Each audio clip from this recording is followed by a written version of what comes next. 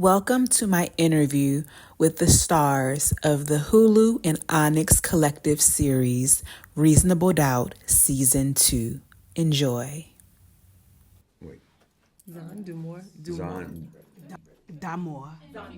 Duma. Oui. Zan Damore. Zan. I Damore. can't. I'm not gonna do my hand when you say Zan Dumore Duma. Hey, y'all. Hey. So my first question, now that Jax has not only revealed her trauma, but the source of her trauma has died, how can we expect her to switch up or change her communication in her relationships in season 2? Well, I would say the source of one particular part of her trauma has died. You know, Jack still has other issues of trauma. You know, whether it be with her stepfather and with her mom, and just working those things out. So even though they're gone, they're still there in a lot of ways. What was the second part of your question? How can we expect her to manage her relationships differently now that she doesn't have the stepfather looming over her? Yeah. You know, it's one of those things to where he's gone, you know, and Damon is gone. But it's still there. There's still things to be worked out, you know. There's still unspoken things just with mom that are still there. You know, they've had the conversations, you know, but nothing is perfect. I think there is a space for, okay, he's gone and I don't have to see it every day. But there are things that she still is navigating, just even with her own daughter, and just wanting to be maybe even super protective of her. And maybe that can be too much, and just all of it, you know. So it's still there. She still is going to be kind of threading that needle a bit.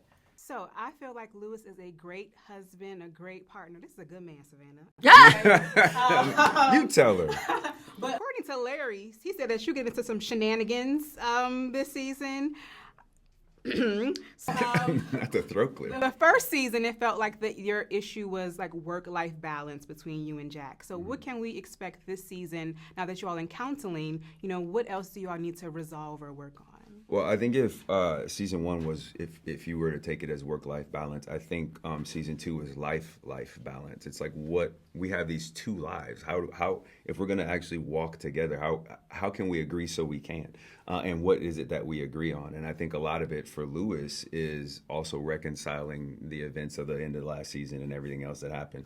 But also like trying to figure out, okay, we've disrupted the foundation of the thing that allowed us to get this far.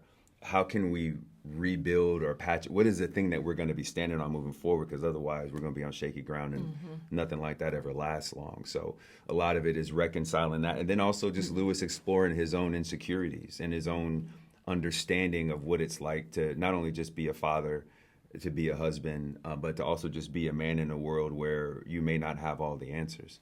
But you're still trying to hold it together. So I think that's, from my perspective this season, there's so many unique, you know, little situations on top of dealing with the dynamic person and everything else that Jax is / Emayatzy in this world. So, yeah. Absolutely. So speaking to Larry just about the importance of showing a positive marriage, even though it's not perfect, you know, or it's complicated. Yeah. So what, you know, for people watching the show who want to be in a relationship, who look at their vows and I'm like, for better or worse, I don't know if that includes watching my person on the security camera.